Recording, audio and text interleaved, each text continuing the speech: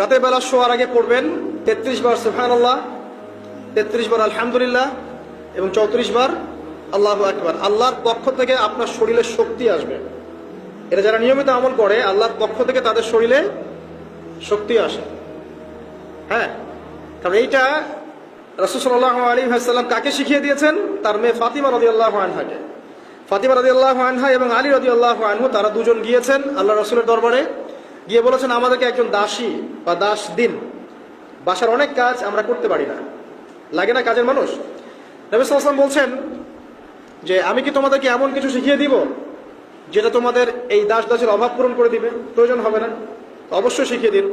তখন নবীজি শিখালেন সাল্লাল্লাহু আলাইহি ওয়াসাল্লাম যে ঘুমানোর আগে 33 বার সুবহানাল্লাহ পড়বে, 33 বার আলহামদুলিল্লাহ এবং 34 বার আল্লাহু আকবার। তোমাদের দাস দাসীর প্রয়োজন হবে না ইনশাআল্লাহ।